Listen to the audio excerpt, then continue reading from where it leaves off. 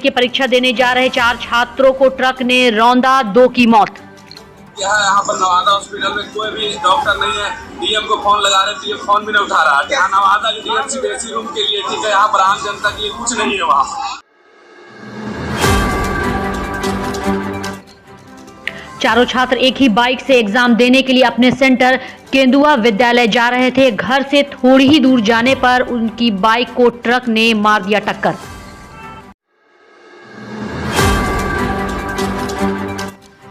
आज मैट्रिक परीक्षा के दूसरे दिन साइंस की थी परीक्षा देने जा रहे छात्रों के साथ हुआ ये हादसा। मौत के बाद परिजनों ने किया अस्पताल में हंगामा। इमरजेंसी से स्ट्रेचर ला के लोड करके ड्रेसिंग रूम में ले गए। जब तक कोई सिस्टर लोग नहीं निकले, डॉक्टर के खोजे डॉक्टर नहीं। परिवार का आरोप डॉक्टरों की लापरवाही और इलाज नहीं मिलने से दोनों को ही मौत, बाकी 2 छात्रों का चल रहा है इलाज।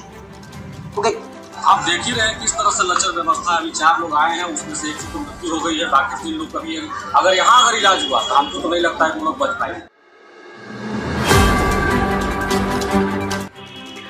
अररिया में 3 अज्ञात अपराधियों ने युवक को मारी गोली, घायल युवक को सदर अस्पताल में कराया गया भर्ती।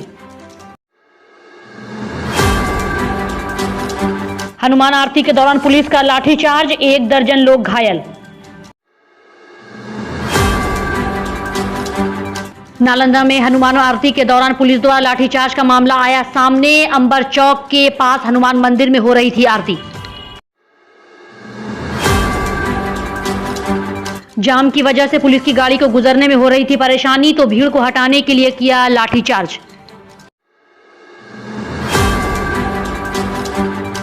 भगदड़ में 12 से अधिक लोग हुए जख्मी। 24 घंटे के अंदर सभी पुलिसकर्मियों को निलंबित करने की गई मांग।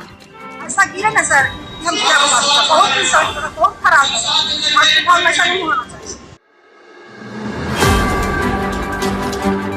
17 फरवरी को भाजपा का बड़ा आंदोलन, मुख्यमंत्री नीतीश कुमार को दी चेतावनी।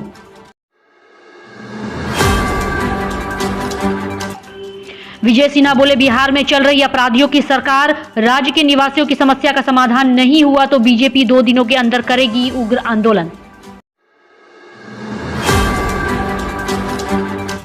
राबड़ी सरकार में मंत्री रहे कांग्रेस के पूर्व मंत्री रविंद्रनाथ मिश्र की मुश्किलें बढ़ी, कोर्ट ने हत्या मामले में दोषी करार दिया।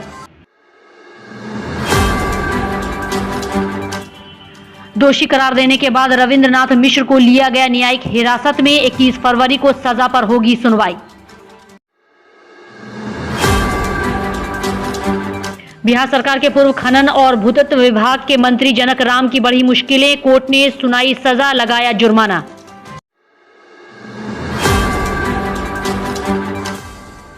कोर्ट में सजा सुनाए जाने के दौरान पूर्व मंत्री का दिखा अलग अंदाज। कोर्ट में जज से अपनी भूल पर माफी मांग, कहा हुजूर पहला है अपराध, कर दे माफ।